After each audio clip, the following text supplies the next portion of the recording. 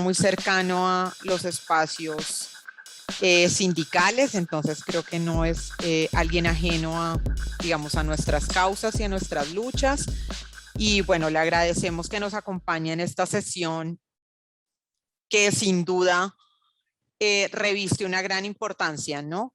Antes de la pandemia, siempre que hablábamos como de digitalización o de formas de hacer trabajo a distancia o de teletrabajo, creíamos que era una, digamos, una forma de organización laboral lejana, algo que seguramente se aplicaba de forma residual y que tal vez ni siquiera abordábamos en nuestras luchas y en nuestras agendas sindicales, ¿no? Como un asunto bastante excepcional.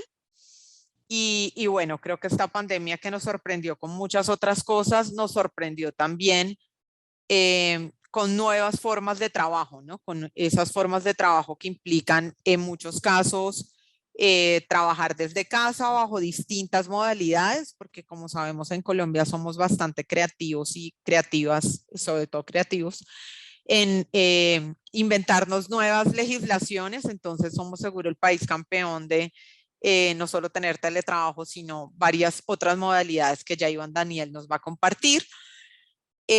Pero sobre todo creo que ahora que estamos un poco en retorno de alguna manera a presencialidad, pues esto se vuelve todavía más complejo, ¿no? Porque hay incluso muchas personas ahora en una forma que si se quiere llamémosla alternancia híbrida o lo que sea, y en donde cada vez es más como complejo la exigencia de los derechos laborales, ¿no? Y allí creemos que, como lo hemos venido hablando en este curso, en las distintas sesiones, ahí creemos que estas formas de trabajo tienen una relación directa con la economía del cuidado y que eso significa que impactan de forma desigual a mujeres y hombres frente al ejercicio de derechos, frente a tiempos y frente a muchos otros asuntos que ya desarrollaremos en la sesión de hoy. Entonces, muchas gracias a todas por conectarse, muchas gracias a nuevamente a Iván por estar acá y bueno, paso la palabra a Iván Daniel para que él eh, sea quien dirija un poco la sesión del día de hoy. Adelante, Iván. Listo, muchas gracias Alejandra. Me da mucho placer verlas a todas. Sí, a la mayoría las conozco. Me da mucho placer verlas, saber que están bien. Sí, es un momento en el que primero hay que preguntar si estamos todos bien para empezar cualquier actividad. Me da mucho gusto saber eso.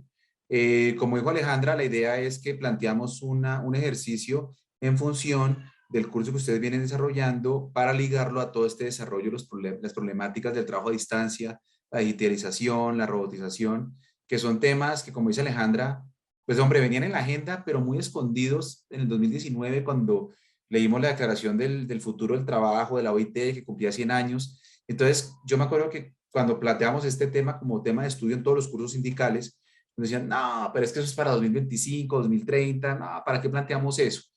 Y tenían razón, porque claro, si yo oponía mi postura, me iban a decir inmediatamente, pero profesor, son 122.000 teletrabajadores y teletrabajadoras en Colombia. ¿Usted para qué va a hablar de algo que frente a 23 millones de ocupados, pues es absolutamente insular? Tenían razón, pero no del todo, porque como ustedes saben, pasó lo que pasó, llegó marzo y cambió todo el panorama. Entonces, la pandemia además ha tenido, como dice Alejandra, una reorientación del sistema de intervención laboral, sobre todo en estos temas de trabajo a distancia, que ha modificado todos los criterios y categorías donde se han profundizado las brechas por género por distintas razones que voy a intentar explicar en este contexto del trabajo a distancia, etcétera, que es como el principal acento que pretendemos hacer en esta parte del módulo del curso que ustedes vienen siguiendo. Yo no tengo problema en que cuando tengan alguna intervención simplemente desactivan el bloqueo del micrófono y hablen, porque a veces pasa que por estar con tantas ventanas abiertas uno no ve la mano levantada y yo sé que corro el riesgo de desorganizarme, pero prefiero que hablen y que no se limite alguna intervención porque yo no vea la mano y entonces no le dé tranquilas. Hablen tranquilas que para mí de hecho, sinceramente y francamente, es más importante lo que ustedes puedan aportar que lo poco que yo pueda decir porque además ustedes tienen argumentos de mucha más altura que los que yo puedo dar, que son estrictamente jurídicos y académicos que están bien alejados de lo que pasa en realidad. Entonces un segundo que tengo un chat, justamente si es para mí, no sé, esperen un segundo, miro. Ah, no, buenas tardes, listo. Es que a veces ponen las preguntas por el chat. Yo voy a compartir, ¿se está viendo? ¿Sí? Si paso la diapositiva, ¿se ve el paso de diapositiva? Ok, sí, porque una vez me pasó que hice la charla completa, y al final me dijeron es que no pasó. Bueno, pero nadie me advirtió, entonces, bueno, yo la di como un loco y era con gráficas y números y nadie me entendió. Entonces, bueno, lo primero es que este ensayo que procura apoyar este módulo que ustedes están transitando en su curso de temas de economía del cuidado y tal, procura entonces analizar un poco en conjunto, no pretende ser una clase magistral mía, sino una conversación sobre estos temas de trabajo a distancia con algunos conceptos epistemológicos que yo trato de modestamente dar y seguramente con muy poca claridad porque yo mismo no la tengo. Entonces, empecemos por esta gráfica que está en el material de apoyo. Lo que yo hice fue extractar las partes más relevantes porque sé que es muy pesado y pues para esa gracia, como dicen los estudiantes, pues se lo leen y vienen y ya.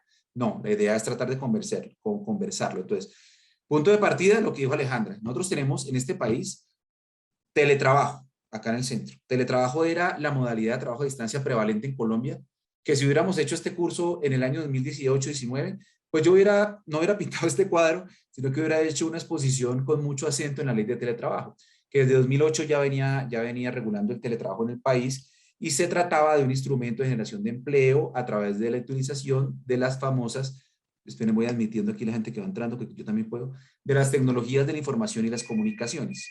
Esta, este encuentro que tenemos, yo creo que ninguno lo hubiera imaginado en el 2019. De hecho, yo me acuerdo que a prepandemia a mí alguna vez tuvimos un encuentro por algún proyecto, no me acuerdo. Entonces me dijeron por Skype y salió terrible porque nadie sabía usarlo. Yo tenía un Skype disque empresarial que me habían instalado y entonces eso requería una clave distinta que yo no tenía. En suma, no hubo reunión. Hoy en día, pues claramente esto pues creció exponencialmente, pero sí creció tanto el teletrabajo porque de 122.000, yo la última cifra que vi fue que había crecido, se había duplicado a 209.000, 210.000. Esas cifras, hombre, las cifras son cifras. Los economistas me han enseñado a mí mucho y me han enseñado que las cifras, sí, son como el termómetro. Entonces, el paciente tiene 37, ¿eso es fiebre o no? Hombre, depende. ¿Eso es grave o no? Depende. Entonces, si el paciente está hospitalizado y tiene ya un cuadro previo de un Guillain-Barré, bueno, lo que sea, el médico lo sabe interpretar y dice, no, es que el 37 es lo que se espera. Acá lo mismo, ¿eso es mucho o no? Es duplicarlo. Hombre, no es mucho. No es mucho porque es que la vía tendencial por la que creció exponencialmente el trabajo a distancia en Colombia fue por esta vía, que es la del trabajo en casa. Entonces ustedes me van a decir, pero me está diciendo mentiras, porque la ley 2088 es de 2021 y la pandemia empezó en marzo de 2020. Luego pareciera el profesor no haber estudiado bien el tema. Claro. Lo que pasa es que esto tiene una historia compleja. Yo lo estoy poniendo en el cuadro para ahorrarme la historia de un año largo, farragosísimo en materia de regulación de trabajo en casa. Cuando llegó la pandemia no existía esa ley, por supuesto. Cuando llegó la pandemia no sabíamos qué iba a pasar. Entonces, el mismo 17 de marzo de 2021, el Ministerio del Trabajo profirió la circular 21 de 2021, de 2020, perdón. Y en esa circular 21 de 2020, del 17 de marzo de 2020, estructuró como posibilidad que se deriva de un artículo que está en la ley de teletrabajo, el trabajo en casa. Entonces yo les decía en esa época a los estudiantes, tarea, mírense el noticiero y miren los presentadores y las presentadoras, no dicen teletrabajo, dicen trabajo en casa. En fulanito de tal o Pepita Mendieta presentando noticias en trabajo en casa. No era teletrabajo, se cuidaban mucho. Teletrabajo en casa no tenía regulación, era un espacio vacío y entonces pasaba cualquier cosa, era simplemente que la gente se iba a la casa y trabajaba. Entonces, ¿quién ponía el computador? Tendencialmente el trabajador o la trabajadora. ¿Quién tenía que ajustar sus horarios con sus obligaciones de cuidado y familiares y tal? El trabajador o la trabajadora. El trabajador o trabajadora perdían el auxilio de transporte, el trabajador o trabajadora perdían el tema de limitación de la jornada, porque había hiperconexión, sobre todo si esto nos hubiéramos encontrado hace un año, no más de un año, en marzo, abril, todos me levantarían la mano todas a decirme, no, es que estamos cansadísimas. Y de hecho, no se hubieran conectado y porque dirían, estamos hiperconectadas, cansadas de esta conexión que no entendemos y no manejamos. Ya estamos a un año, algo entendemos y algo manejamos. Pero en ese momento se violaron todos los límites, y todos lo sabemos porque somos colombianos y sabemos cómo fue la historia nuestra en materia de relaciones laborales con este trabajo en casa, hasta la circular 41, que fue una circular posterior, 4 o 5 meses después, donde hubo algún tipo de regulación. Esa regulación trató de tramitarse en el Congreso a partir de esta ley de trabajo en casa. Entonces, trabajo en casa es una regulación para situaciones ocasionales, excepcionales o especiales, no generales. La idea es que debe adoptarse por periodos de 3 meses que se pueden prorrogar por otros 3 meses. Y a juicio del empleador se puede extender en periodos específicos. Entonces, si mañana tocando madera tenemos salimos de esta pandemia y tenemos otra pandemia o bueno, desastre natural, etcétera, que no queremos que eso pase, el trabajo en casa ya va a ser una opción que tiene fuente legal. ¿Dónde está la ley que yo no le creo al profesor y yo quiero mirar alguna ley más y algún artículo? La ley es la ley 2088-2021, la pueden encontrar libremente en Internet. Mi idea es darles unas bases y unos puntos de partida para que ustedes mismos puedan ir llegando a conclusiones, porque ustedes saben que también en esto ha cambiado mucho la educación, ¿no? Con todo este adelanto, antes era claro, pero ahora es mucho más evidente. Y es que uno, cualquier ejercicio pedagógico, si pretende ser tal, ya no es transmitir contenidos, ya no es, yo a mis estudiantes ya no les enseño, trabajo en casa, teletrabajo y trabajo remoto, entonces parcial, dígame las tres modalidades, el que me diga dos, pues saca, que será 3,7, que me diga las 3,5 y el que me diga una sacará 2,5, no sé lo que dé. Eso es un modelo absolutamente anacrónico. Hoy en día uno les trata de transmitir unas bases para que ellos sean capaces de con esas bases sacar conclusiones y ser capaces de ir actualizando esto. Porque también yo sé, como decía Alejandra, que terminamos ahorita, o sea, como digo yo siempre en la clase, se va la luz y se acabó la conexión. Bueno, entonces se van con estas tres modalidades a dormir a la casa y mañana se levantan y que hay otra modalidad. Nosotros somos bastante santanderistas y nos encanta ser legocéntricos, es que todo lo resolvemos con leyes y creemos que la ley resuelve los problemas sociales. La ley es una aspiración de corrección social, bastante ineficaz en su aplicación. Mejor dicho, la ley es el semáforo en rojo, pero pues creo que todas saben manejar y sabrán que el semáforo en rojo se respeta a ciertas horas, que depende de estar, es decir, el semáforo en rojo es una orden de parar, pero que eso sea eficiente, el derecho al trabajo es eso, el semáforo en rojo. Entonces tenemos trabajo en casa y paralelamente en esta legislatura del primer semestre de 2021 se trabajó la expedición de un nuevo proyecto de ley que era trabajo remoto, y cuando eso nos llegó a FESCOR y a la universidad y a todas las organizaciones, a la CUT, a la CTC, a la CGT, todos los que nos acompañan, hombre, yo no entendía, sinceramente yo no entendía. A mí de la UTR nos preguntaban, pero trabajo remoto, ¿qué es? Ay, no entendíamos, hasta que miramos y miramos y miramos, finalmente entendimos. Es una idea de que haya trabajo a distancia desde el inicio hasta la finalización. Es decir, desde que el trabajador es vinculado, va a estar por fuera de la oficina. Teletrabajo es una modalidad que se venía usando para algunos espacios de requerimientos en los que, sobre todo en las entidades públicas, se hacía unos días a la semana. Trabajo en casa es la que se utiliza, perdón, en situaciones de crisis. Trabajo remoto parece ser una nueva opción y parece estar hecha a la medida, no vamos a decir la empresa, pero una empresa que tenía algunas necesidades de tener trabajadores por fuera desde el inicio hasta el final. Aquí, en este trabajo remoto, es una figura, no es exacta, pero es muy parecida al laboro agile italiano. Y en Europa se ha empezado a hablar, así como hablamos de derecho de desconexión, vamos poniendo un primer elemento interesante, derecho de conexión con el sitio de trabajo. Porque si a mí, a ver, si a mí me contratan, les voy a contar una historia rápida. A mí me tocó hacer una asesoría del servicio de empleo durante la pandemia para las políticas activas y tal, y bueno. Y yo era el asesor y el consultor, y a mí, si no hubiéramos estado en pandemia, yo hubiera tenido, como todo en el Estado, ¿no? Yo hubiera tenido puesto de trabajo, carneta. Toda esta historia, ¿por qué la he hecho? ¿Qué tiene que ver eso? Yo les cuento, muchachas, que yo trabajé, sí, casi un año con el servicio de empleo y yo no sé dónde queda el servicio de empleo. Sinceramente no sé. Yo jamás conocí a mis compañeros. Si yo mañana me encuentro en un centro comercial a un colega mío de allá, yo no lo saludo, no de mala gente ni de grosero, sino que no lo tengo presente físicamente. Entonces, claro, yo era un contratista, pero la idea es hacer esto mismo con trabajadores. Entonces, de eso se ha derivado en la doctrina europea un nuevo derecho que es derecho a la conexión con el sitio de trabajo, porque en la medida en que yo no tenga contacto con las instalaciones, mis compañeros y el sitio de trabajo, se ven reducidos y relajados los derechos individuales y colectivos en su ejercicio. Porque entonces, ahí sí, como este curso tiene una dimensión sindical muy acentuada y muy fuerte, pues yo sé que me entiendes, va a ser mucho más complicado en contextos así. Entonces se habla de un teórico derecho a la conexión con el sitio de trabajo, que yo no esté totalmente desconectado como me pasó a mí.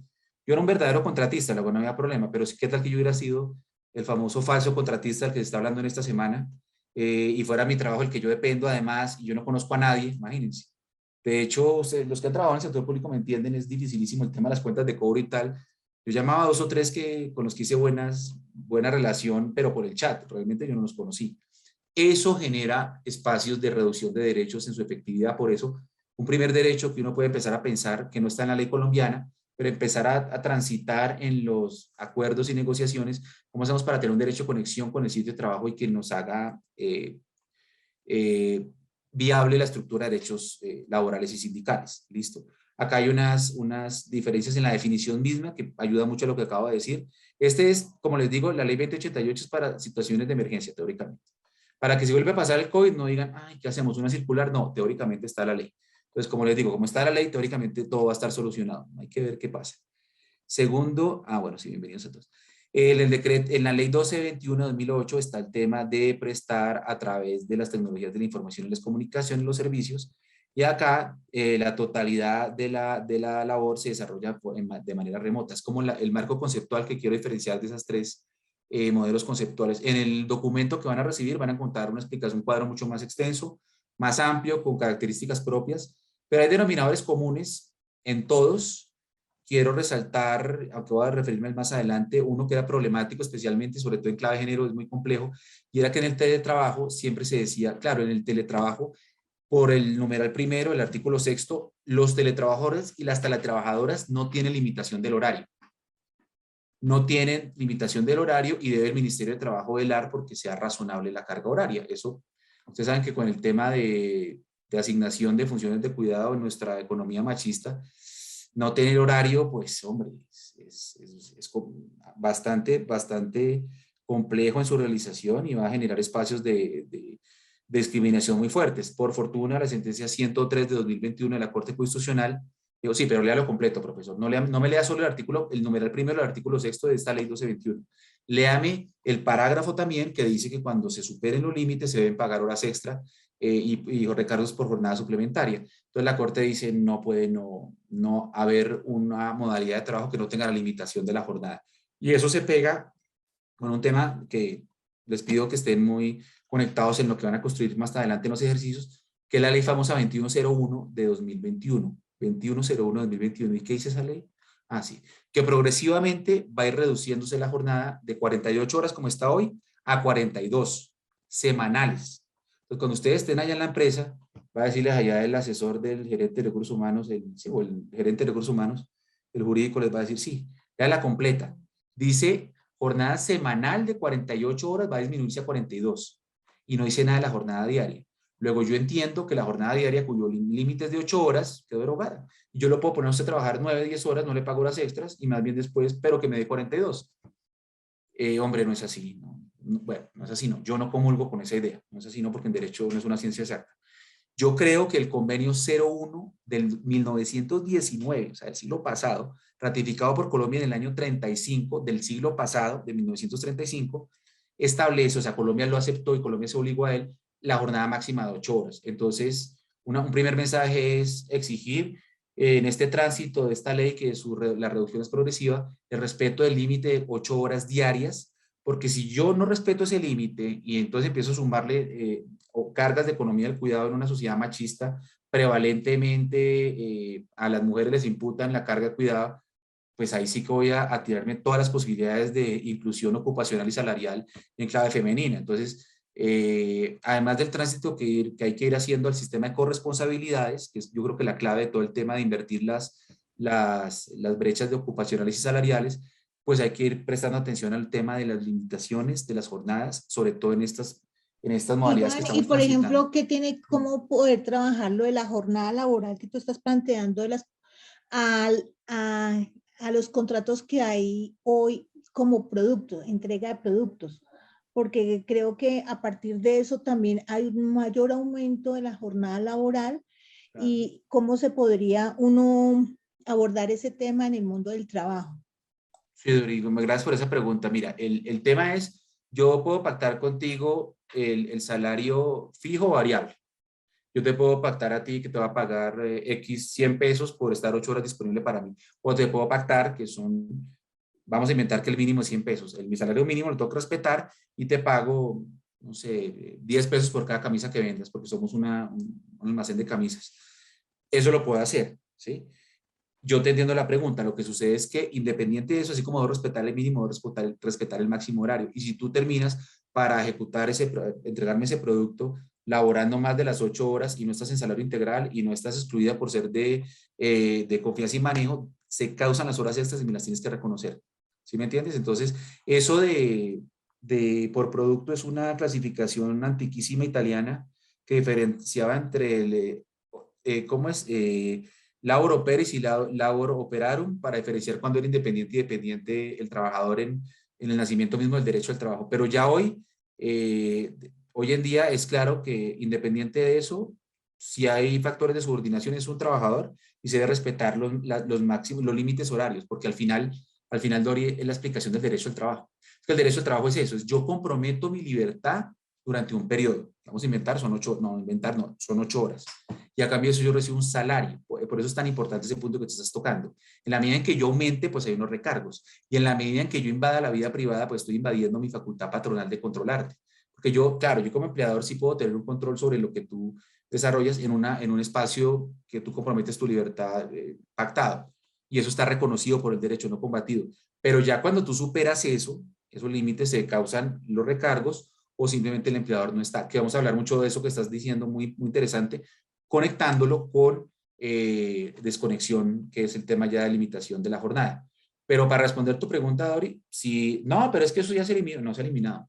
No se ha eliminado porque la jornada de 8 horas está prevista en el convenio 1, el primero. El primer convenio de la OIT no es de salario, ni es de relación de trabajo, primero es de jornada, de 8 horas, que de hecho fue la primera conquista de los trabajadores en 1880, bueno, sí es historia, y hay que hacerlo respetar porque Colombia lo ratificó en el año 35, luego es igual y respetarme el código, la constitución es igualito, a que ustedes, no, pero ¿para qué vamos a cumplir eso? Es igualito, es exactamente igual. ¿Sí, Dori? ¿Sí? ¿Good? Sí, señor, sí, es que no Vale. podía abrir el Ah, micrófono. no, tranquila. No, cuando sea así, lo preguntas para estar seguro, porque a veces yo contesto y no, esa no era la pregunta. Yo hablé como un loco, eso le pasa a uno como profesor.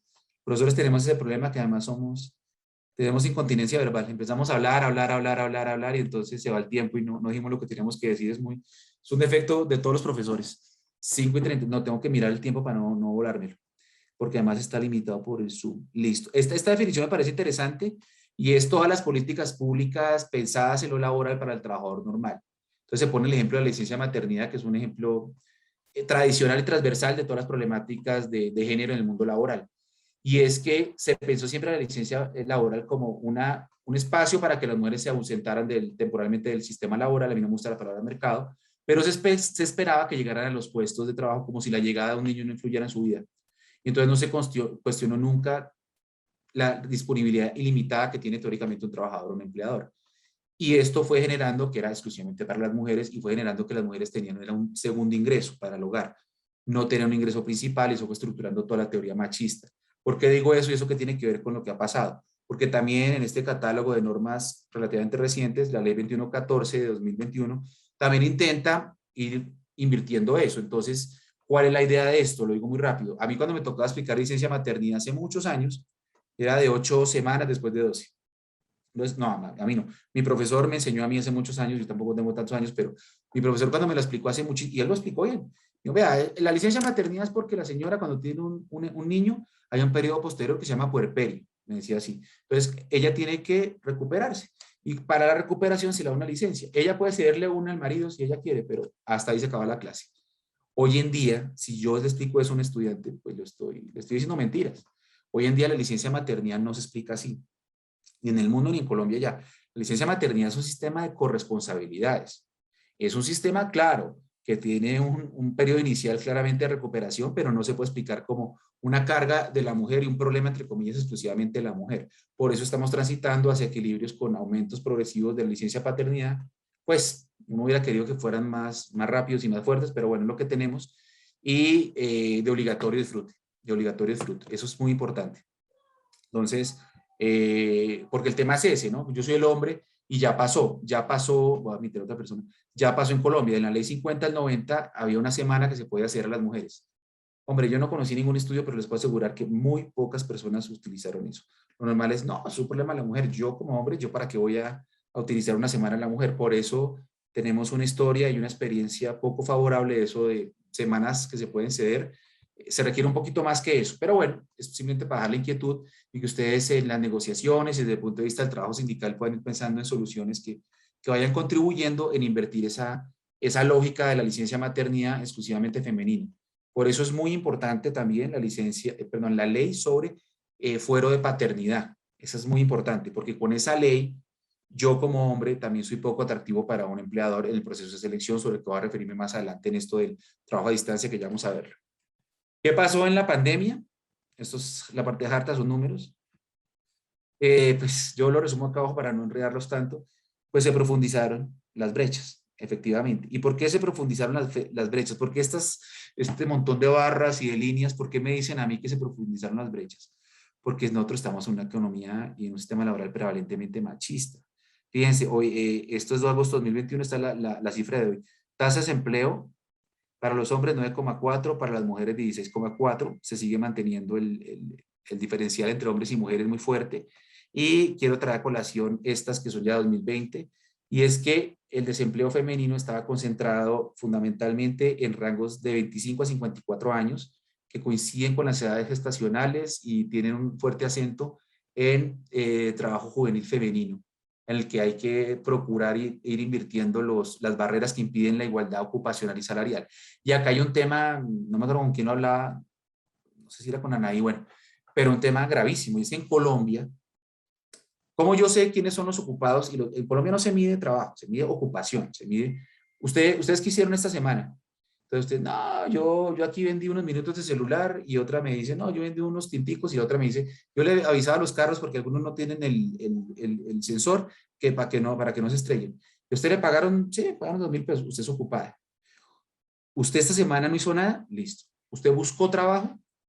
Yo sí busqué trabajo y no conseguí, usted es desempleada. Pero hay un tercer tipo que es inactiva. Entonces los inactivos, de hecho acá, lo que pasa es que en otra actividad no lo expresé porque no es el tema, estamos también los discapacitados, lo cual también es, sí, pues, diciente, por decirlo de forma elegante, pero oficios del hogar. Entonces, para las mediciones oficiales en Colombia del DANE, la inactividad, que es las personas que no pretenden ingresar al sistema laboral para obtener una remuneración, uno de los renglones más importantes, sobre todo en clave femenina, como lo ven acá, es el que más alimenta esto, es oficios del hogar, es decir, labores de cuidado. Eso es seriamente cuestionable. Igual que uno tenga una discapacidad, yo no creo que significa que yo sea inactivo. Yo tengo una discapacidad y la tengo, y no me da pena, y yo no soy inactivo porque yo trabajo y recibo un ingreso. Entonces no puede ser que se asocie discapacidad, bueno, en derecho al trabajo se habla de invalidez, que es bastante inconstitucional y anacrónico, pero invalidez igual a inactividad, igual acá, para expresarlo ahora sí en el curso nuestro. Oficios del hogar, que sería economía del cuidado, igual a inactividad. Entonces, ¿qué pasó en la pandemia? Que hubo un fuerte crecimiento por el confinamiento a la inactividad de las mujeres a través de oficios del hogar. Dicho así, es con las categorías del DANE. Dicho en nuestro curso es, hombre, hay que ir invirtiendo esta lógica de, no, pues ¿por qué creció el desempleo femenino? Porque claro, porque hubo una presión hacia la inactividad. ¿Por qué? Pues porque las señoras en el confinamiento aumentó las actividades de cuidado. Obviamente, hombre, si en un hogar, al interior de uno de los hogares que mide el DANE, hay una persona con discapacidad, pues se aumenta, obviamente, la carga, las horas de cuidado, tendencialmente para las mujeres, y tendencialmente eso reduce sus posibilidades de ingreso al mundo laboral remunerado. Entonces, este es uno de los renglones que hay que trabajar en ir invirtiendo.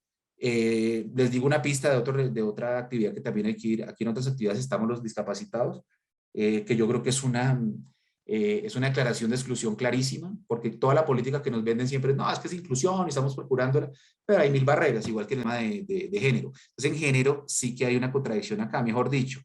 La economía del cuidado, que ha crecido en su demanda ostensiblemente, que esto lo demuestra en el confinamiento, pues se mide oficialmente en Colombia como inactividad. Y eso sí es una contradicción con el reconocimiento de la contribución, lo que ustedes han visto, me ha contado Alejandra y Anaí, y todas de lo que han trasegado en este curso. Es una contradicción con todo lo que les están diciendo. Entonces, hay una contradicción que buscar invertir a través de mecanismos de visibilizar esta problemática. ¿Sí? Hijos del hogar, inactividad. O sea, alguien que yo digo no está buscando trabajo ni tiene trabajo. Yo creo que eso es bastante cuestionable. O sea, no es igual a un inactivo a alguien que está estudiando. ¿Qué le contraste acá? ¿Vale? ¿Me dijeron alguna pregunta? ¿Que no la escuché? Ah, bueno, pensé que me han hecho una pregunta y dije, de pronto yo los interrumpí. Este es qué pasó en el 2020 con las vacantes en el Servicio Público de Empleo, que es interesante. ¿Qué pasó con las colocaciones? Durante 2020 se registró un total de 291.000 colocaciones, bastante bajo de mujeres, de acuerdo con el Servicio de Empleo.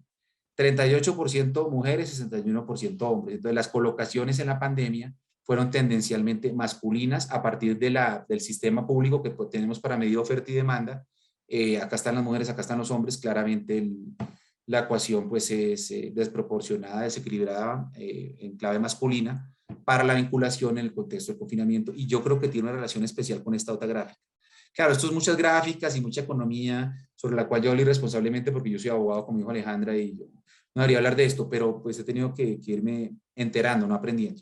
Entonces, lo que me han explicado a mí mis colegas economistas es que si uno cruza este registro de las vacantes en el servicio de empleo en la oferta de trabajo con el tema de inactividad, pues hay un hallazgo evidente, y es que todo lo que se registraba en el servicio de empleo tenía un fuerte incentivo a contratar hombres por el confinamiento, porque justamente estaba todo el tema de, pero si los niños están en la casa, y a mí me pasaba, te los confieso, a mí me pasaba.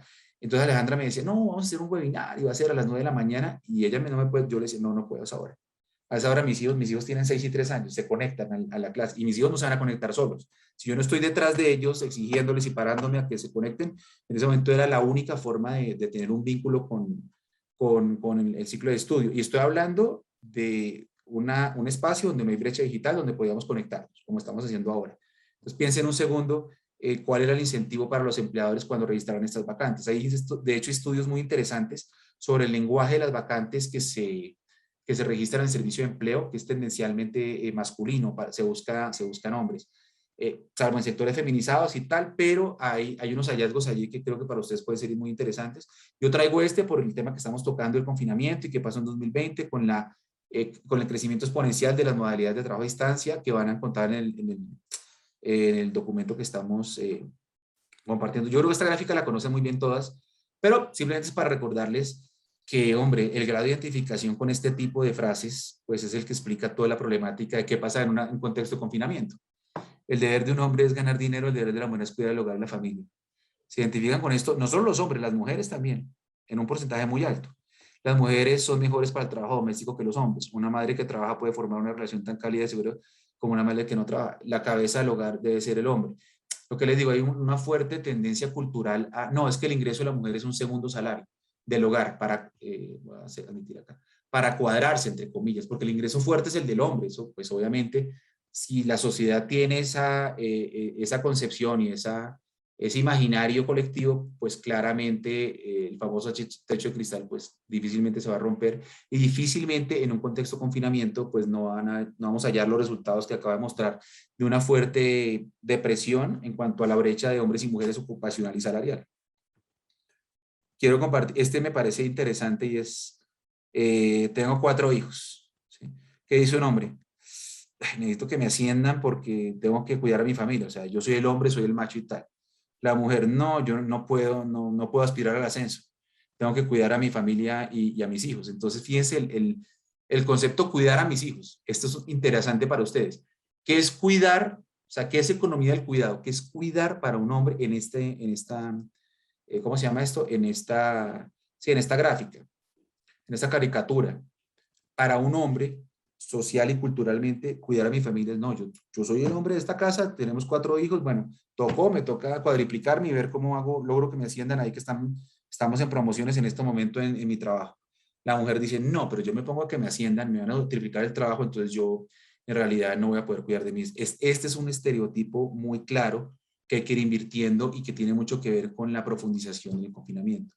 Yo creo que este estudio puede ser interesante porque tiene estas cifras que apoyan esta. Es que no me quiero enredar con cifras, sino mostrar el hallazgo final con esta caricatura que expresa muy bien lo que quiere decir esos números ahí enredados que no nos interesan en este momento. Esta es una sentencia de marzo de 2020, muy interesante, marzo de 2020, sí, en el confinamiento, en la que, claro, a mí, cuando una persona muere, sea afiliado o sea pensionado, esa persona cuando muere le deja a su familia, a su esposa o esposo, compañero o compañera y a sus hijos una pensión de sobrevivientes. Pero para que a mí me paguen la pensión de sobrevivientes, yo necesito sí o sí convivir con la persona 5 años o más antes de la muerte. Porque ¿qué busca la ley?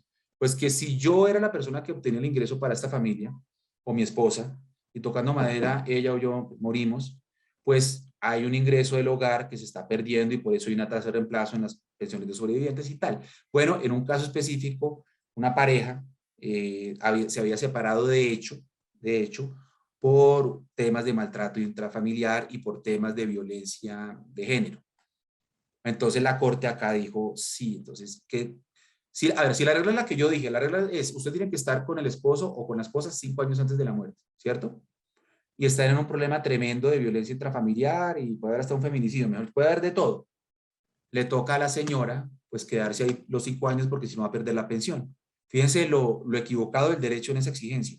Por eso, para mi gusto, de manera acertadísima, esta sentencia de la Corte Suprema relaja el tema de los 5 años para permitir que cuando hay casos de violencia intrafamiliar que se aumentaron exponencialmente, desafortunadamente, en el confinamiento, haya una posibilidad de no impedir que la señora tenga ese incentivo a, pues me toca aguantarme. ¿Por qué? Pues porque si no me aguanto a perder la pensión. Imagínense todo lo que llevo yo y me llevo a separar de este hombre. Entonces necesito que todo el mundo me vea ahí porque a uno le piden en el proceso que pruebe que compartía techo, lecho y mesa. Entonces imagínense donde ella se separe.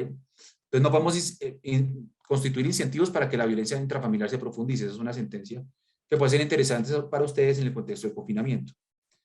Sobre jornada, bueno, les había contado, les había dicho que iba a profundizar esto. Teletrabajo es muy importante esta sentencia porque ratifica que hay una limitación de la jornada y que yo no puedo simplemente no atender a esa sentencia que reconoce que hay limitación de la jornada. En trabajo en casa se declara y en trabajo remoto se declara.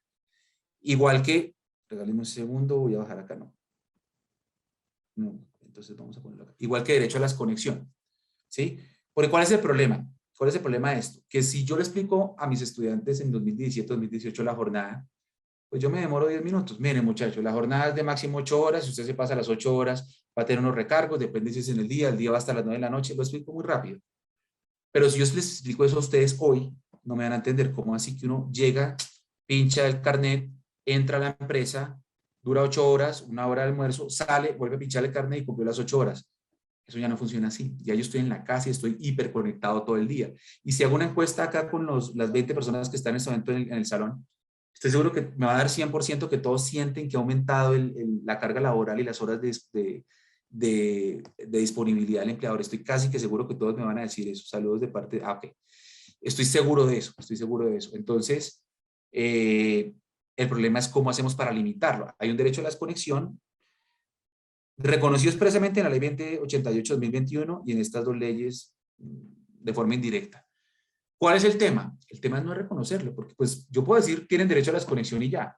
Sí, y ahorita que terminemos, cerremos acá, yo me meto acá y, ay, tengo 3 mensajes de mi empleador. Pues me toca, me explico, contestarlos, porque si no me van a despedir. En el ámbito individual, es casi que imposible desconectarse. ¿Por qué? Porque el derecho a la desconexión es un derecho de oposición.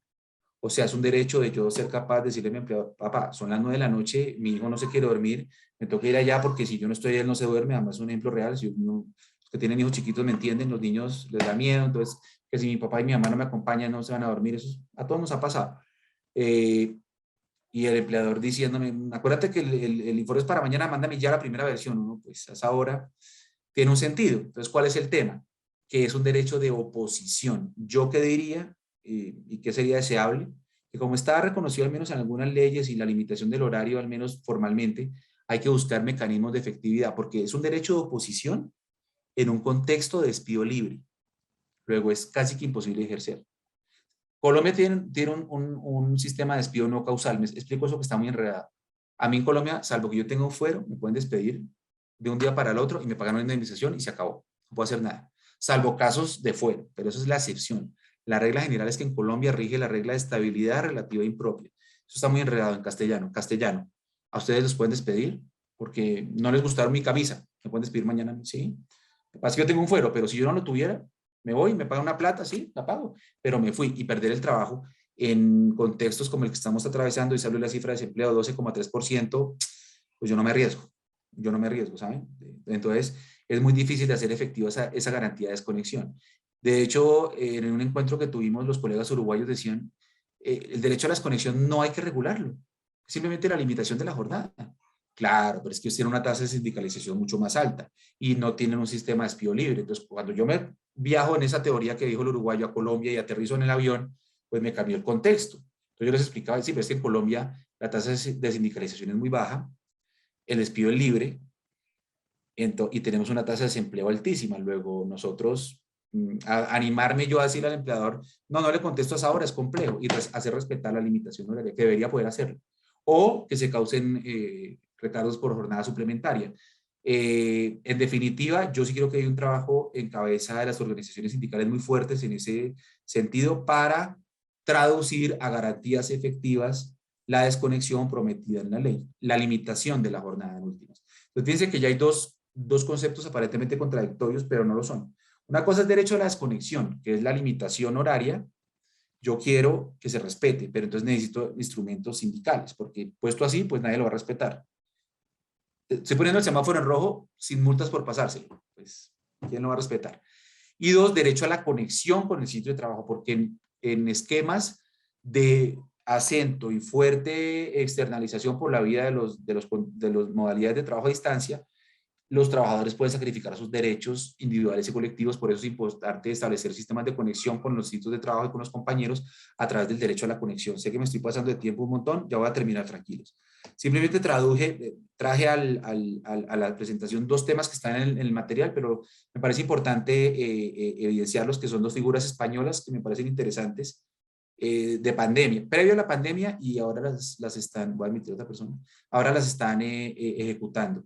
Y es que conforme al Real Decreto 901/2020, bueno, en España las empresas deben tener planes de igualdad convencionales, o sea, concertados con las organizaciones sindicales. Yo simplemente transcribí la primera fase del diagnóstico que pide el plan de igualdad, o sea, porque he dicho así, pero que es un plan de igualdad, es un plan totalmente estructurado, pueden buscarlo en internet, no para copiar, porque como les digo, si buscan por internet van a encontrar que en Uruguay dicen que no se regula, entonces uno no se puede copiar, porque nuestro contexto es distinto, pero sí para buscar ideas que nos puedan ayudar.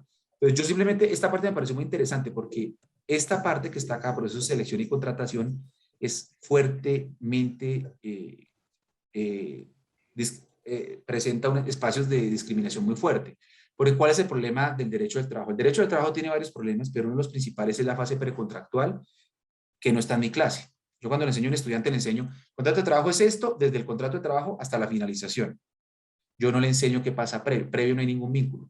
Entonces, previo no hay ningún vínculo, y previo el trabajador está aspirando a una posición, un trabajador no se va a animar a reclamar judicialmente el tema.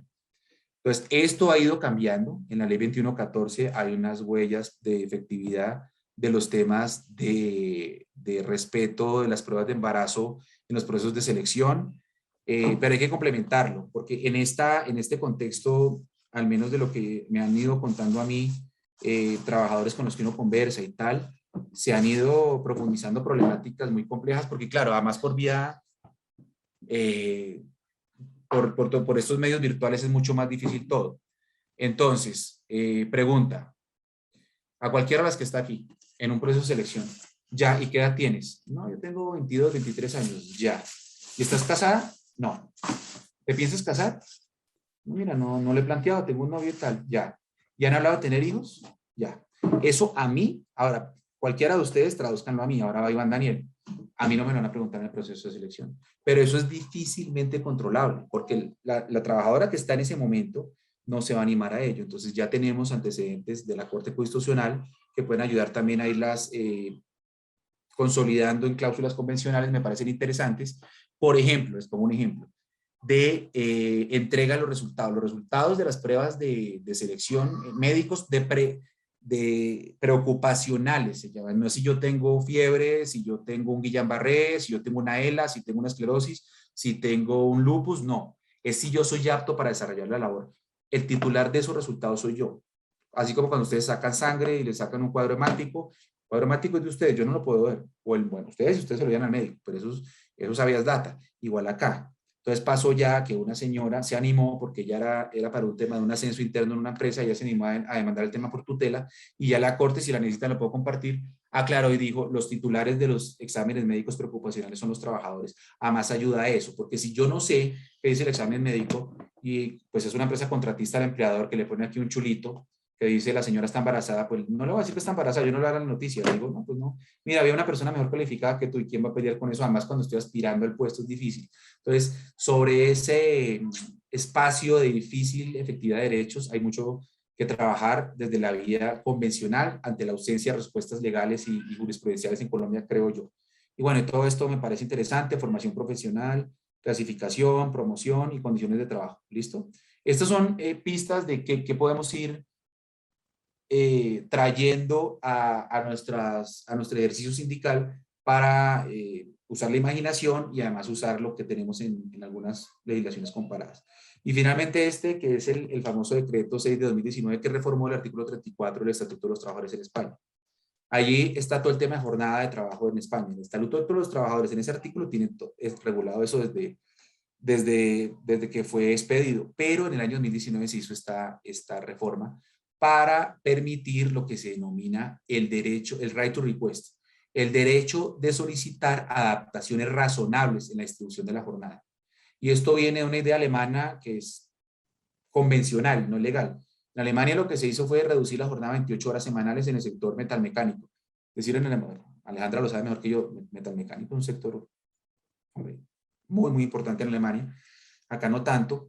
Y era, ustedes pueden reducirme a 28 horas durante un periodo y luego me las compensan si me prueban necesidades de cuidado, hombres y mujeres. Acá lo mismo. Uno puede pedir adaptaciones razonables y el empleador no es que esté obligado a decirle que sí a uno, sino el ejemplo que les acabo de dar. Pues a mí la universidad me dice, su clase empieza a las 10, no, perdón, a las 9, a las 8:30, sí, a las 8:30 es que empezamos a las 8:30, y yo, qué pena, a las 8:30 tengo que conectar a mis hijos, estamos en trabajo a distancia y tal, permítanme de forma razonable que mi clase empiece y no les quito más tiempo, igual es el mismo Zoom, no sé qué sé yo, 8:45, 9 a 11, y no 8 a 10 y 9 a 11. El empleador no está obligado a conceder mi solicitud. El empleador está obligado a no sancionarme por mi solicitud. Y dos, a responderme de forma suficientemente proporcional.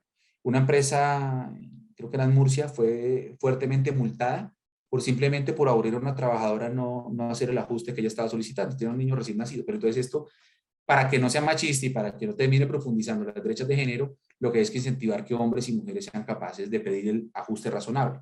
Porque si no, entonces terminamos haciendo es un instrumento para profundizar el problema. No, pero una mujer empieza a pedir ajuste razonable. No, los hombres también, y los hombres también somos merecedores y tenemos el fuero de paternidad. De ese fuero, de hecho, se burlaban cuando salió con la sentencia 005/2017 y yo la defendí, me pareció una decisión más que necesaria. Se burlaban los colegas, claro, el fuero el embarazado y tal. Hombre, no es el embarazado, es que el problema, entre comillas, de tener un hijo de mi esposa y mío. Y por esa vía, yo sí creo que es más fuerte incluso que aumentar periodos de paternidad, que es necesario y es muy fuerte y hay que hacerlo, pero yo creo que confío mucho, tengo mucha ilusión en que el fuero de paternidad ayude a ir invirtiendo los patrones culturales machistas, pero eso hay que Doctor Iván, en el ámbito sindical. Dime, Diana, dime, qué pena que te estaba qué escuchando. pena que como nos diste permiso de entrar así. Sí, no, por favor. Mira, es que hay una norma sobre responsabilidades familiares, pero más que todo, como yo la entiendo, no recuerdo el número ahora, acá en Colombia, es simplemente que, digamos, de pronto te dejen entonces llegar a las 9, pero si salías a las 5, salir a las 6. Pero esa norma también aquí casi es muy difícil que el empleador la acate, pero si pudieras comentarnos algo sobre eso. Gracias. Sí, en realidad el tema es de efectividad y por eso digo que el papel sindical es muy importante en todas estas normas porque claro, puestas así, pues ya están en la ley, ya ¿qué más hay que hacer? No, sí hay mucho que hacer, porque es lo mismo, Diana, del derecho a la desconexión, pero pues ya está puesto, ¿usted qué más molesta? No. Yo no estoy diciendo que ya por estar en una ley, pues ya entonces se acabó el trabajo. No, porque como les digo, nadie se va a animar a eso. Entonces lo mismo pasa acá en este ejemplo que tú estás poniendo, Diana, nadie se va a animar a, entre comillas, molestar, porque esto va a terminar siendo la problemática y vamos a terminar poniendo el acento en las mujeres nuevamente. Lo que necesitamos es que haya una estrategia sindical desde el punto de vista de la visión de reducción de brechas de género conectada con ese vector para permitir que e incentivar que tanto hombres como mujeres sean capaces de pedir esos permisos.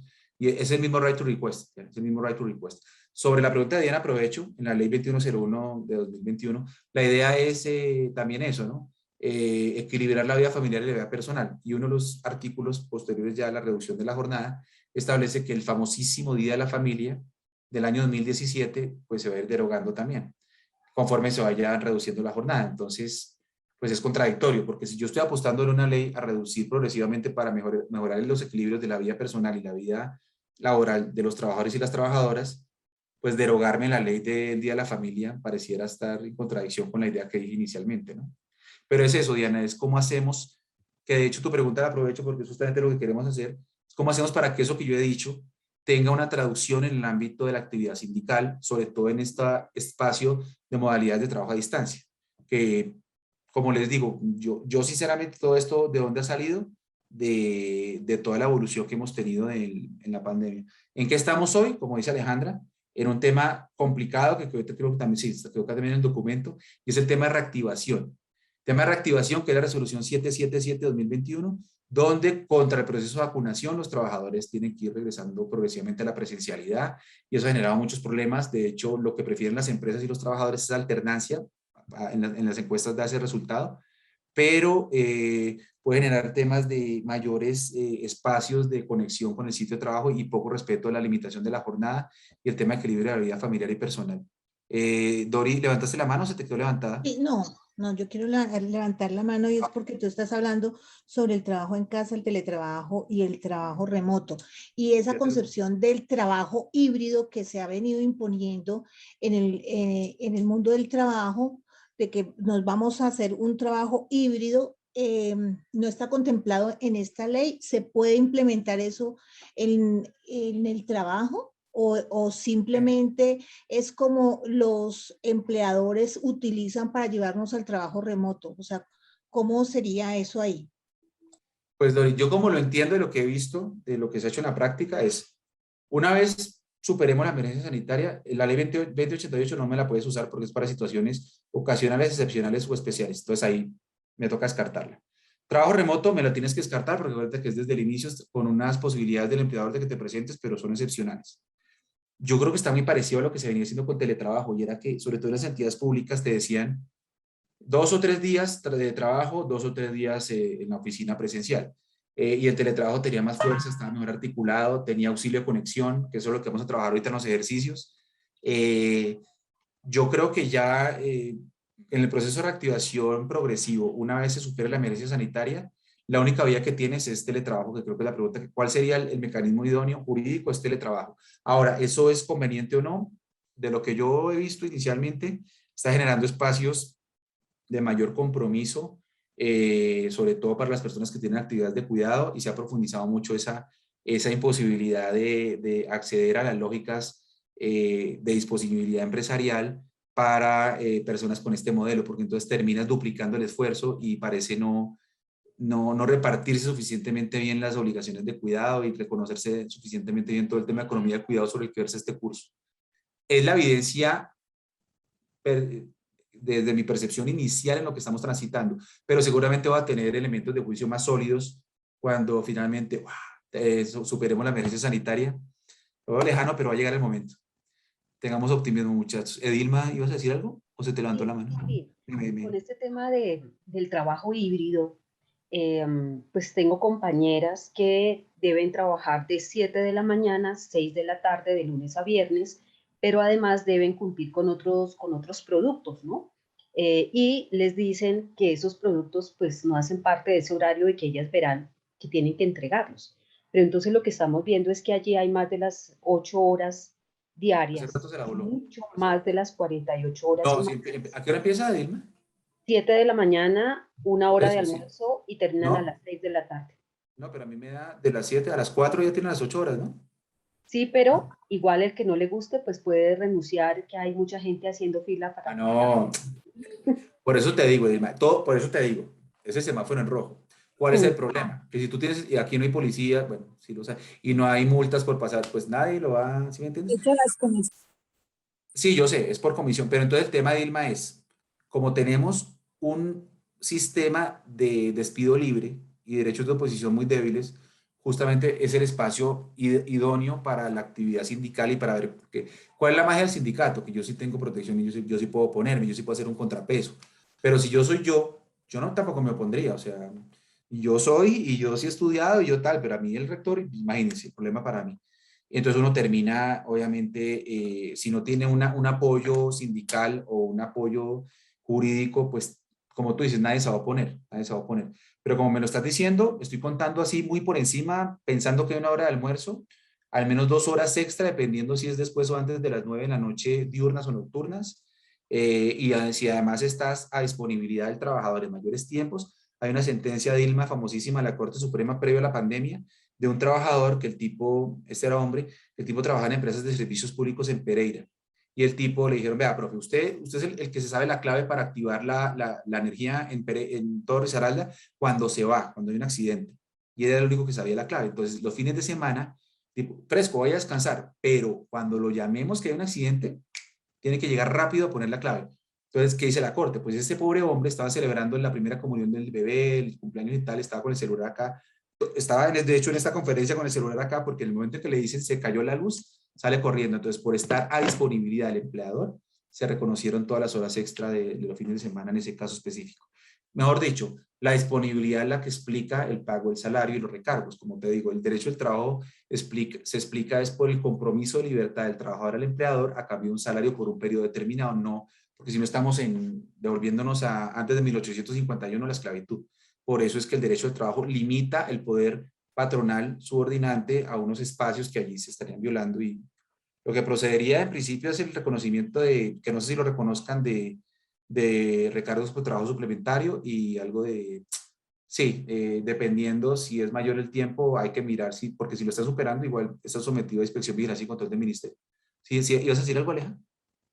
Y quería hacerte una pregunta, Iván. Yo, digamos, frente a esta nueva forma de trabajo a distancia, por llamarlo de alguna forma, el trabajo remoto, eh, esta idea de que sea desde el comienzo hasta el final, así a distancia, o sea, tal cual como creo que tu ejemplo era muy claro, que uno, digamos que no se conoce el lugar donde se trabaja ni a nadie.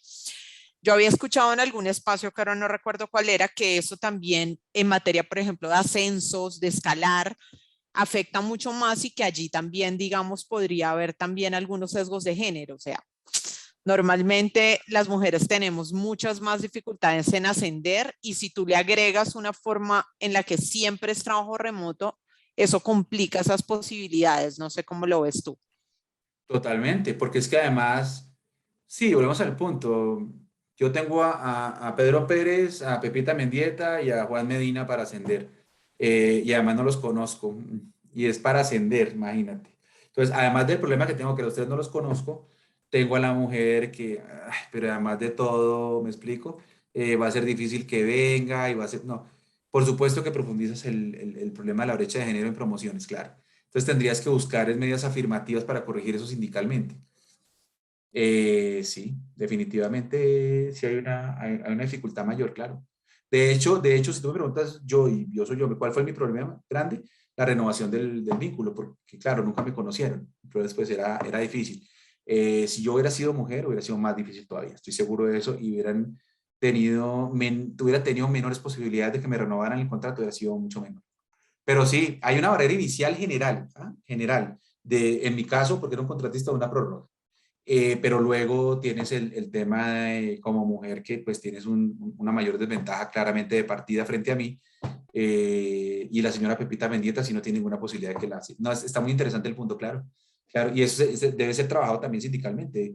¿Cómo buscamos el tema de información de la empresa en materia de promociones? Te van a decir que estás coadministrando, pero se tiene que siempre apoyar en el tema del plan de igualdad, que yo creo que podría ser una buena idea. No copiarlo, por eso no lo copié completo, sino la parte que me parece interesante, para que ustedes lo busquen, lo miren y vean que eso está en el plan de igualdad español, estoy casi seguro, para ver cómo logramos invertir eso, sí, claro. Pero sí, hay un espacio de propenso a la discriminación por género altísimo. ¿Cuál es el número de la sentencia de la Corte que estás mencionando del único trabajador que tenía acceso? Ah, el de Pereira. ¿Sí? Sí, sí, el de Pereira. Ya te lo mando. Te lo voy a compartir por el chat. ¿Sí? Gracias. Creo que tenemos algún otro apunte de Dori, Bueno. y si quiere pasamos para que trabajemos por lo menos los 15 minuticos en los Ah, grupos. sí. Adelante. yo quisiera saber, por ejemplo, si existe hoy alguna norma en relación al trabajo remoto y el trabajo por horas, de acuerdo a esa nueva normativa que está por el gobierno. Entonces, como que hacia dónde podemos coger nosotros a nivel sindical cuando nos están hablando del trabajo remoto, pero también nos están hablando de las implicaciones del trabajo por horas. Trabajo remoto está en la ley 2121-2021. Parece un trabalenguas, pero entonces te lo voy a poner acá para que no quede tan feo, porque cuando uno dice los números, los dice muy rápido si no se entiende. Esta es, ¿listo, Dori? Ley 2121-2021. Trabajo por horas, es que, a ver, en Colombia nunca ha estado prohibido el part-time. O sea, nosotros tenemos una jornada máxima, ¿sí? Que son 8 horas diarias. Jornada mínima no tenemos. Entonces, ¿cuál es el, bueno, salvo algunas jornadas especiales? ¿Cuál es el tema? Que toda esta idea de la jornada del trabajo por horas se ha venido planteando por este gobierno desde el inicio. Se hablaba, bueno, ustedes vieron la declaración de una ministra que dijo que para que un ingeniero más de horas, ahí se armó el problema. Entonces, ¿qué decíamos nosotros? Trabajo por horas es un modelo anglosajón con unos crecimientos económicos, unos desarrollos económicos distintos. Yo, claro, todos queremos ser Estados Unidos y tal. Yo les puedo decir que en Florida, si tienen familiares o conocidos tal, el minimum wage por hora es entre $8.75 y 9. Si ustedes van a California, están en $13 la hora. Si ustedes van a Nueva York, no sé, entonces, si ustedes viajan a Colombia en el avión y aterrizan en El Dorado, no llega al dólar la hora. Entonces, no es que esté prohibido, pero no es la forma prevalente de vinculación. Entonces, todo eso se fue conectando con la famosa estrategia del piso de protección social para personas que laboran, perdón, que devengan menos del salario mínimo mensual, que es la gente que tiene jornada completa. Y ahí sí está el debate. Yo les puedo decir mi tesis rápida y es, la sentencia 276 de 2021 declaró inexequible el piso de protección social diferido hasta el 2023 para que las personas que ingresaron allí no se vean perjudicadas. Luego está la sentencia 277 que declaró exequible condicionado. Entonces hay un debate allí. Yo creo que si ya fue declarado inconstitucional y hay sentencias que apoyan esto, para eso estaba mandando memorial a la Corte Constitucional para que aclare que fue declarado inconstitucional. No se revive por la segunda sentencia. Es la ley del Plan Nacional de Desarrollo. El decreto 1174 está demandado ante el Consejo de Estado. ¿Cuántos somos? Bueno, espero que no salga a los 21. Yo lo que creo, ya van a entender por qué les digo eso, porque lo acabamos de pasar al Consejo de Estado, es que hay una figura muy jurídica que es el decaimiento del acto administrativo. Una de las causales de decaimiento del acto administrativo es que la norma en que se funda haya sido retirada del ordenamiento. Entonces, como el 1174 se funda en el 193, que fue el declarado inexequible, estamos pidiéndole al Consejo de Estado que tengan consideración en la demanda que armó en las centrales obreras, no yo, las centrales, esa circunstancia. Yo digo lo que dicen las centrales, yo trato de contarles, no sé si me van a matar allá porque es un chisme, porque lo acabamos de presentar, pero sé que no va a salir de nosotros 21, estoy seguro de eso. Espero. Pero si no, si no, no me vuelven a invitar acá, muchachos. Entonces,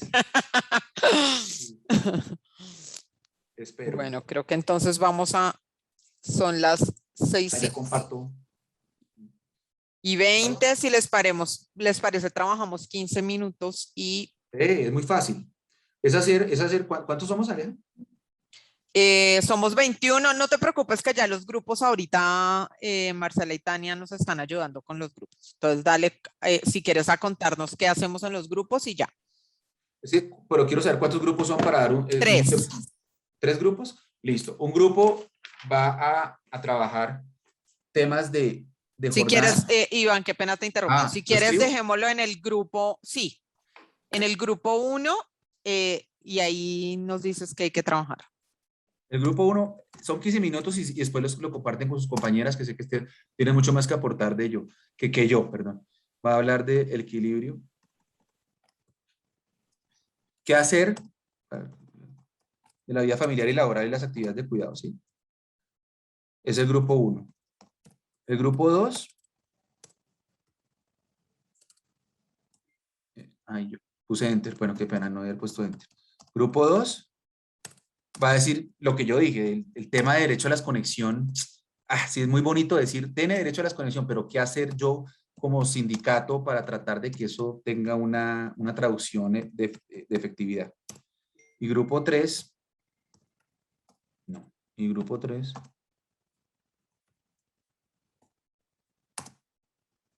Espérame. Sí. Nos va a decir cómo hacer para que el tema de solicitar ajustes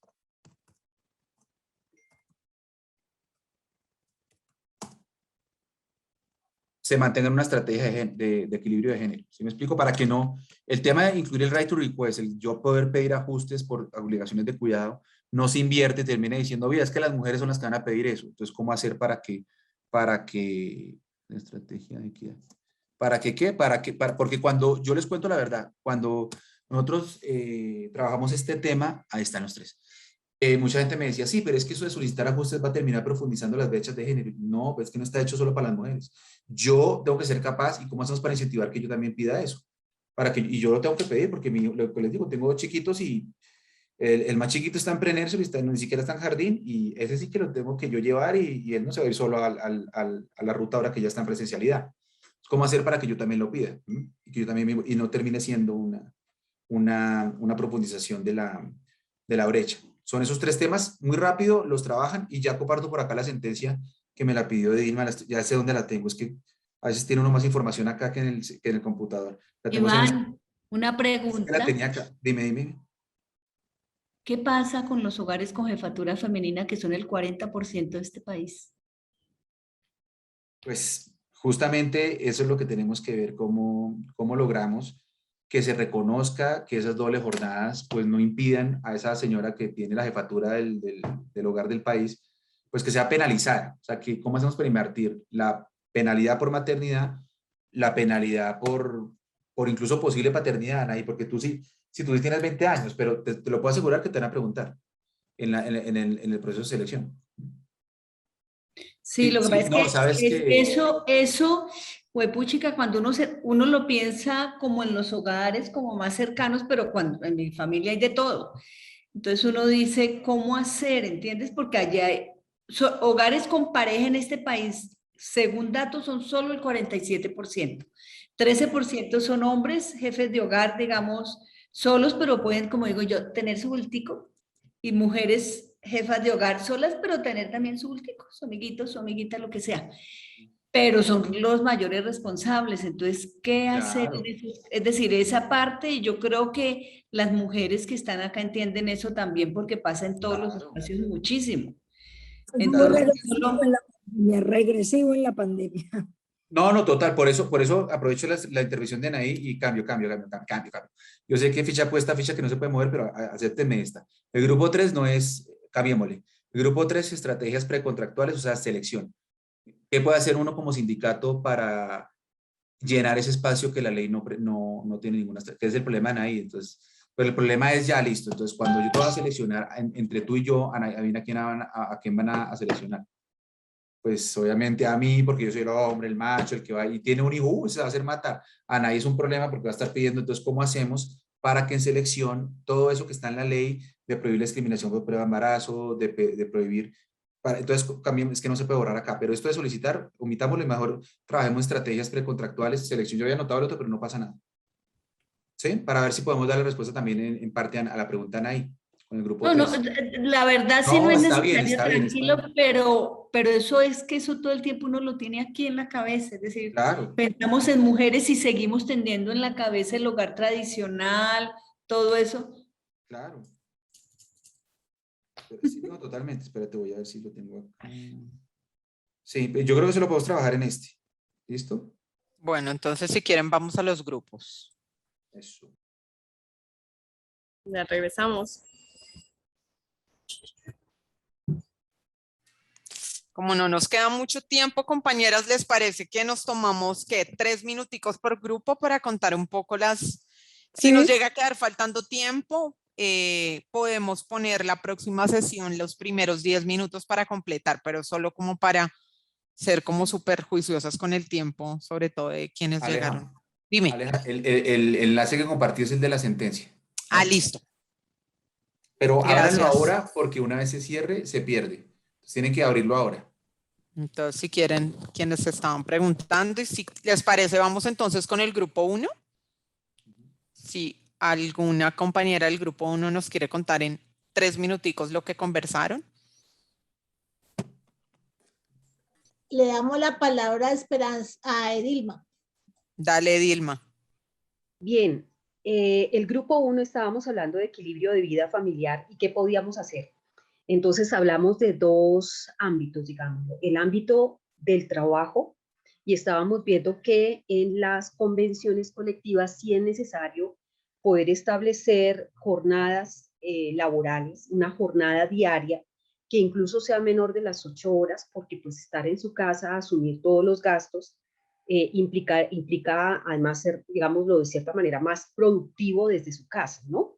Y que se establezca esa jornada laboral sin que el jefe tenga que estarlo llamando a uno a la madrugada o después de esa jornada a pedirle cosas, ¿sí? Precisamente para poder tener ese equilibrio de vida familiar. Ahora, la compañera Claribet nos hizo caer en cuenta de algo, y es que en el caso nuestro, y en el caso de Claribet, específicamente, que es una líder activista, cuyo trabajo se centra también en la financiación de entidades, de ONGs, de financiación, de otro tipo de financiación, esto funciona diferente, ¿no? Que es también lo que pasa cuando usted es líder sindical, y es que una cosa es la jornada laboral y otra es la jornada de activismo sindical. Y si se unen estas dos jornadas, pues la jornada supera diariamente las 8 horas. O sea, esto lo supera, ¿no? Entonces, pues mínimo, dentro de lo laboral sí deberíamos establecer unos límites en las jornadas para poder establecer ese equilibrio, y que se prohíba que después de esa jornada los jefes pidan cosas o envíen correos solicitando algún trabajo adicional. Gracias.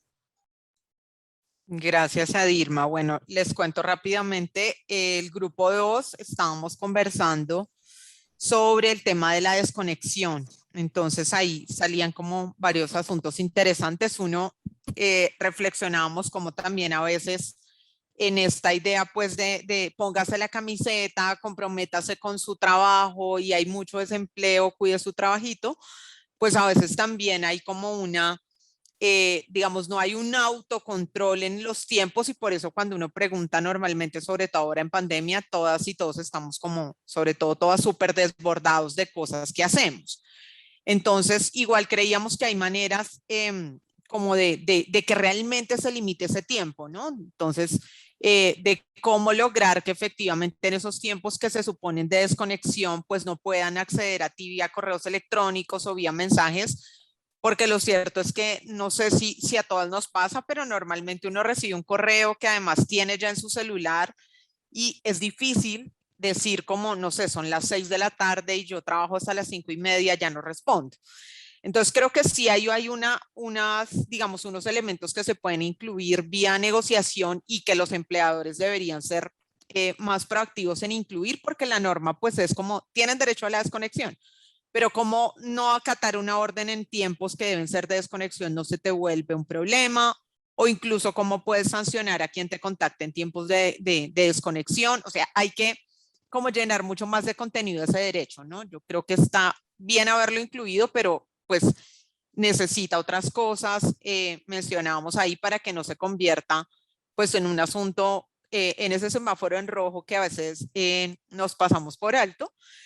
O se pasan por alto los empleadores, y en cómo también manejamos esto que les mencionaba que Yolanda y bueno, otras compañeras compartían, Dayan también, de cómo no se vuelve un asunto en el que nosotras y nosotros mismos a veces por ese temor de no perder el empleo, pues perdemos ese derecho a la jornada que es un derecho ahí como tan importante. Bien. Si quieren vamos con el grupo 3. Gracias. Bueno, yo voy a presentar entonces. Hablábamos empezamos por ahí, pero pues pues o sea, se van creando más preguntas que respuestas, ¿no? ¿Cómo en las entrevistas de las entrevistas para el empleo, cómo descartar las preguntas que en determinado momento sean unas preguntas que lleven a valoraciones subjetivas? Pero luego decíamos pues que tampoco se trata de ocultar nuestro género. Entonces decíamos pues que cómo evitar darle peso a esa información, que esa información en determinado momento no quede como en el resumen de cuando ya se dice, bueno, tal puntaje por experiencia, tal puntaje por formación, tal puntaje por formación relacionada. Y pues ahí vemos que de todas maneras lo cultural siempre va a pesar, entonces hacerle un entrenamiento a los entrevistadores sería, digamos, una medida para que haya mayor valoración de las responsabilidades familiares, pues a nivel de las empresas.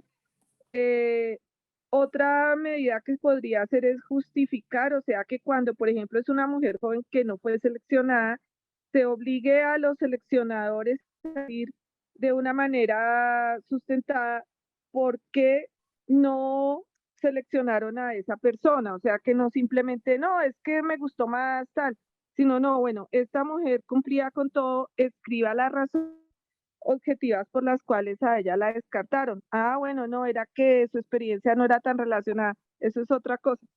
Y tener los servicios sociales y comunitarios adecuados, ya exigir eso a nivel de política pública para que pues tener las responsabilidades familiares no sea algo que vaya a impedir el desarrollo profesional. En las convenciones colectivas, por ejemplo, tener ayudas educativas para desde la guardería, pero importante que las normas en ese caso sean tanto para hombres como para mujeres, porque si no nosotros mismos vamos creando un sesgo cuando los hombres pues también deben tener responsabilidades familiares. Y una compañera hablaba de hacer unos censos de empleo y de servicios sociales como para que se encuentre, digamos, las personas que en determinado momento el Estado podría, digamos, pagarles por cuidar ancianos o niños o personas con problemas de salud y eso libere a las mujeres, digamos, que requieren más exigencia por sus responsabilidades en su trabajo. Entonces, pues, fue más, digamos, votar corriente, pero con la esperanza, pues, de que algún día tengamos un Estado, pues, que responda por los servicios de cuidado. Gracias.